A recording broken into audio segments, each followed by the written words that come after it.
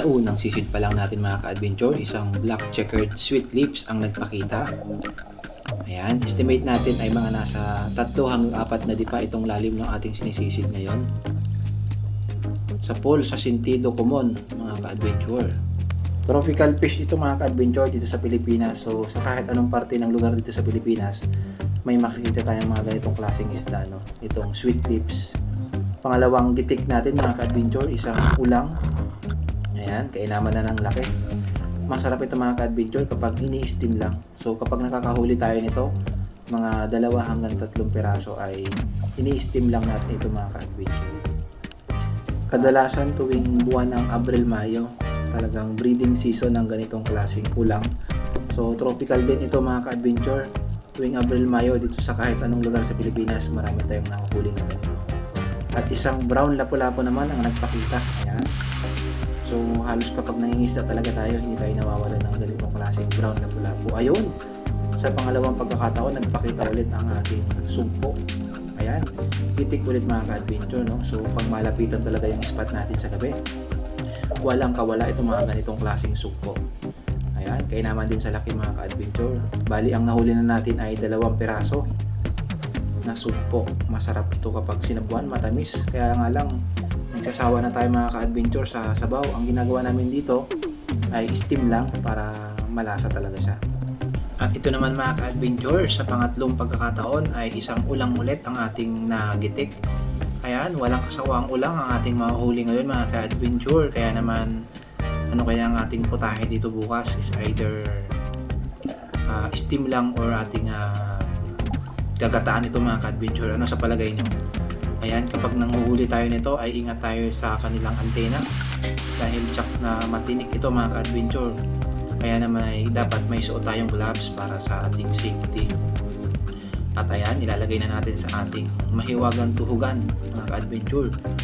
So ingat lang tayo. So ang ginagawa ko nito kapag nakakapana ako ay pinuputol ko kagad yung kanilang antena. Ayan, so makikita nyo mga ka-adventure, 3 na ang nahuli natin. At ito may nagpakita din ulit, isang small size na lapu-lapu. Ayan. So mga ganitong klaseng lapu-lapu mga ka-adventure, talagang first class na isda. Hindi natin ito pinalalagpas. Ayan. So minsan-minsan ay pag mga kainaman na ng lapu-lapu ay atin ang hinuhulihan. At ayun mga ka-adventure, may nakita tayong butas ng octopus. May kwento itong bato na ito mga ka-adventure. Kung mapapansin nyo, kadalasan sa mga dati kong vlog, talagang ito talaga yung paboritong tirahan ng octopus, yung mga ganitong klaseng bato. Yung kulay brown na pabilog. Ayan, makikita nyo mga ka-adventure. Ayan o. So, sinundot natin. Tapos, paghila natin ay sumunod ka agad siya. Actually, itong ganitong klaseng octopus mga ka-adventure ay palabas pa lang siya, no? Or, I mean is pagawa pa lang siya ng kanyang bahay. Kaya naman hindi pa masyadong malalim yung kanyang bahay. Kaya natsyempohan natin na pagsundot natin mga ka-adventure ay nadala agad siya.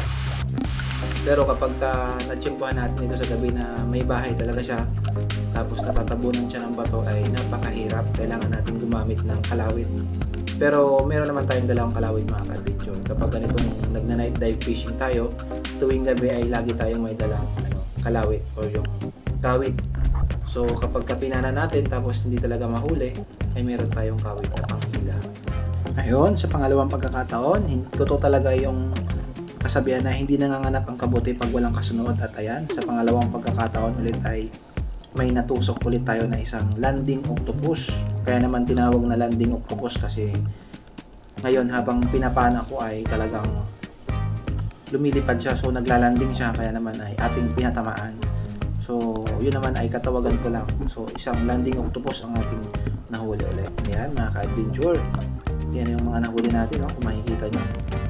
So talagang medyo swerte tayo ngayong gabi na ito dahil magmula pa lang dun sa mga ulang na nahuli natin ay may mga octopus pa tayo na bonus na nahuli. Ito naman mga ka-adventure ay may nailawan tayong isang malaking sea turtle. Dahil nga ngayong oras na to ay bandang 9:00 na, medyo low tide na. May nakita akong isang malaking sea turtle. Ayan o. Kung makikita nyo mga ka-adventure, medyo bumabangga siya ng konti dito sa mga corals. Ayan, kaya naman ay tinutulungan ko siya na makalabas. So iniilawan ko yung way niya para hindi siya bumangga. Pero kapag tinututukan ko siya sa mata ay talagang halos hindi siya makakita, no? Bumabangga siya mga ka-adventure. Kaya tulad niya, no? Yan, no? Hindi niya alam kung saan siya sasalpok. Kaya naman hindi ko na siya masyadong tinututukan sa mata. Ang estimate ko dito mga ka-adventure ay almost 50 to 60 kilos or higher pa. Siguro mga nasa 80 kilos. Napakalaki nito mga ka-adventure. Kung makikita nyo kapag iniilawan ko halos bumabangga siya sa sa mga oras. Kaya naman na hindi ko siya masyadong tinututukan. Kadalasan mga ka-adventure kapag sa gabi nagna-night dive fishing tayo ay marami akong nakikita na ganitong klaseng sea turtle. So sila ay napakaamon nila, hindi na sila masyadong mailap tulad noon na talagang sa gabi pagka inilawan mo sila ay bigla silang lilipad o lalaya. Sa ngayon ay napakaamon na pwede na nating lapitan kasi may mga area na dito sa lugar namin na talagang sanctuary na, so hindi na pwedeng pangisdaan sa gabi. So yung ibang mga migratory na sea turtle ay nakakapunta na sila sa tabi.